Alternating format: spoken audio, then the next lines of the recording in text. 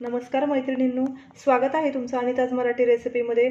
आज मी तुम्हाला थंडी स्पेशल गरम गरम वडापावची रेसिपी दाखवणार आहे आणि त्यासोबत आपण त्याची लाल चटणीही बघणार आहोत।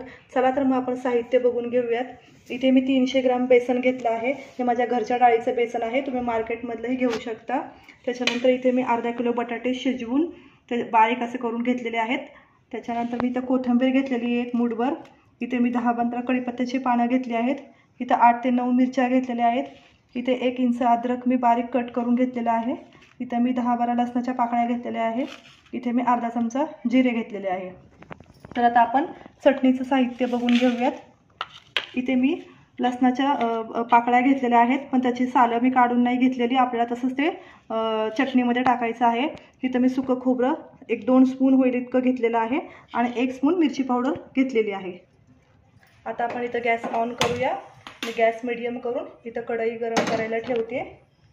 तोपर्यंत आपण इथे हिरवी मिरची आणि अद्रक, लसूण, जिरे मिक्सरमध्ये जरा जाडसर वाटून घेऊयात।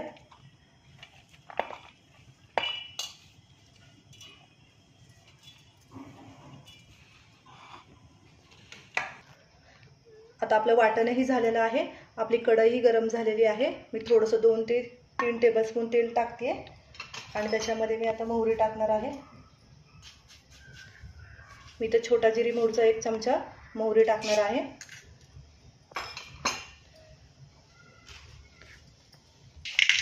आता आपली मोहरी तडतडलेली आहे। मी थोडीशी हळद घालून घेते।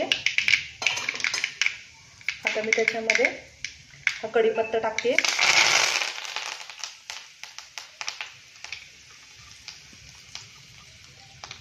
आता हे जाडसर वाटलेलं वाटण घालणार आहे मी त्याच्यामध्ये।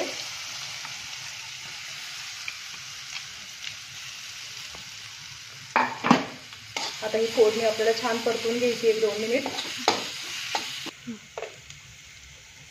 आता 1 छोटा चमचा मी याच्यामध्ये मीठ घालणार आहे। थोडंसं परतून घेऊयात। आता आपली फोडणी छान परतून झालेली आहे। आता आपल्याला त्याच्यामध्ये हा बटाटा टाकून घ्यायचा आहे। छान हा बटाटा परतून घेऊया आपण। हा बटाटा जास्त मॅशही करायचा नाही आपल्याला, थोडंसं असं जाडसर ठेवायचं आहे। तर मैत्रिणींनो, इथे 2 ते 3 मिनिटं झाली आहेत। आपला बटाटा छान परतून झाला आहे। आता आपल्या याच्यामध्ये कोथिंबीर टाकून घ्यायची आहे। कोथिंबीर टाकून 1 मिनिटभर छान परतू अजून।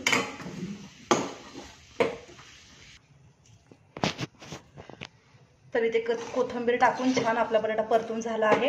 आता मी गॅस बंद करते आणि हा बटाटा मी थंड व्हायला काढून घेते ताटामध्ये।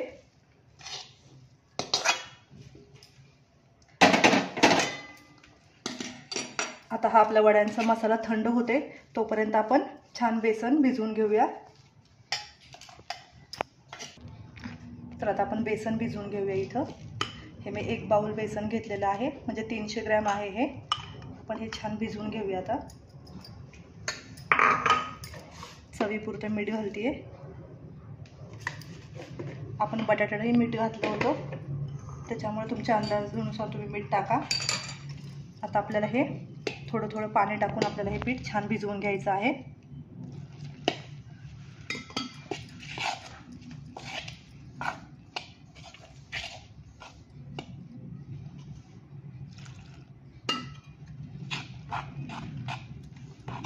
हे माझं घरच्या डाळीचं बेसन असल्यामुळे याच्यात पाणी जास्त बसतं। बाहेरचं विकतचं पीठ आणलं की त्याला पाणी कमी लागतं, त्यामुळे तुम्ही तुमच्या अंदाजानुसार थोडं थोडं पाणी घेऊन हे पीठ मिक्स करा।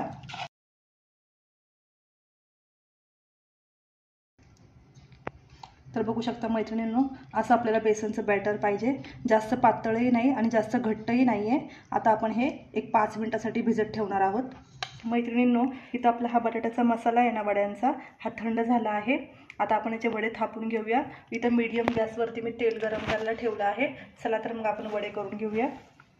मी इथं हातावरती असे वडे घेऊन असे चपट्या आकारात वडे करणार आहे। तुम्हाला हवे त्या आकारामध्ये करू शकता।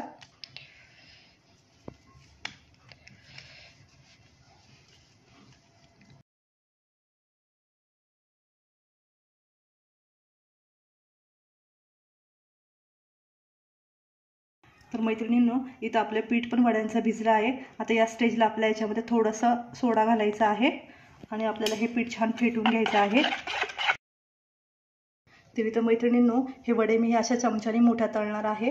तुम्ही हातानेही तळू शकता, पण मी चमच्यानेच वडे तळते. तर आता आपण याच्यामध्ये हा वडा टाकून घेऊया पिठामध्ये. छान असं पाठीमागून फोडून त्याला पीठ लावून घेऊया. इथं आपलं तेल पण तापलंय का नाही बघूया आपण अगोदर थोडंसं. तर इथं आपलं तेल छान तापलेलं आहे. आता मी याच्यामध्ये तुम्हाला वडे सोडून दाखवते.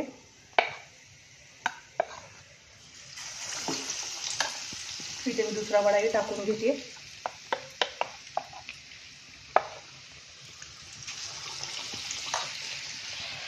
तर इथे मी अजून एक वडा टाकून घेते.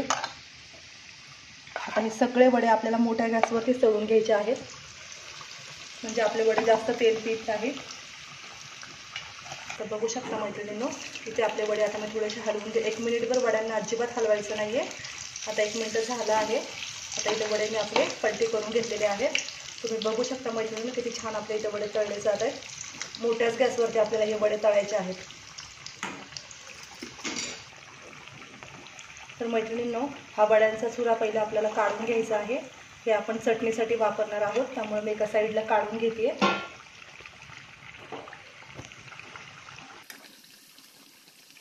तर मैत्रिणींनो, बघू शकता आपले वडे इथे झाले आहेत तळून. मी झाऱ्याने सगळं असं तेल नितळून घेणार आहे.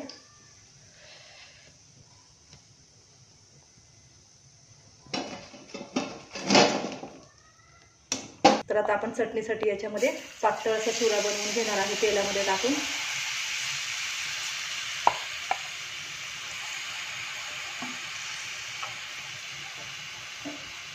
तर आपल्याला गॅस मोठाच ठेवायचा आहे. हे सगळं मोठ्या गॅसवरती आपल्याला तळून घ्यायचं आहे.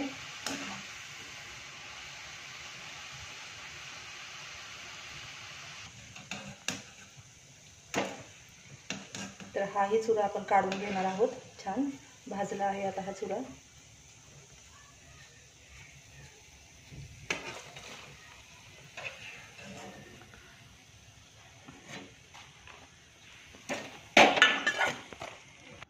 तर मैत्रिणींनो, चला तर आपण वडापावची चटणी बनवून घेऊयात. इथे आपला हा चुरा मी थंड व्हायला ठेवला होता. आता हा आपण थंड झाला आहे. हा मिक्सरच्या भांड्यात मी टाकून घेते आता.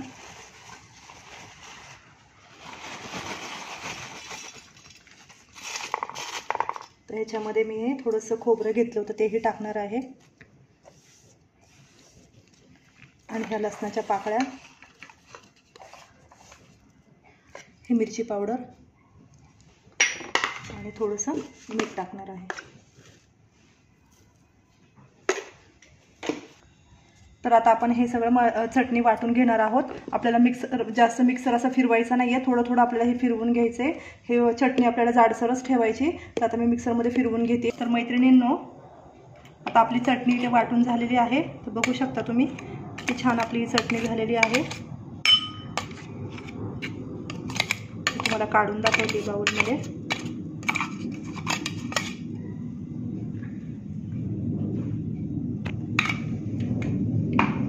मैत्रिणींनो, इथं आपली चटणी पण बनवून झालेली आहे. अगदी लाल कलर चटणीला आलेला आहे आणि सुटसुटीत अशी चटणी झालेली आहे. इथं आपले वडेही तळून झालेले आहे आणि छान प्लेटिंगही झालेली आहे. तर तुम्ही नक्की माझी ही रेसिपी एकदा ट्राय करून बघा. आणि तुम्हाला मी इथं वडा पण तोडून दाखवते. किती छान असा वडा झालेला आहे, बघू शकता तुम्ही. चटणीसोबत हा वडा खूप टेस्टी लागतो खायला. तुम्ही नक्की माझी रेसिपी ट्राय करा आणि मला कमेंटमध्ये सांगा. माझ्या व्हिडिओला लाईक करा, माझ्या चॅनलला सबस्क्राईब करा. ते अगदी फ्री आहे. Bye bye.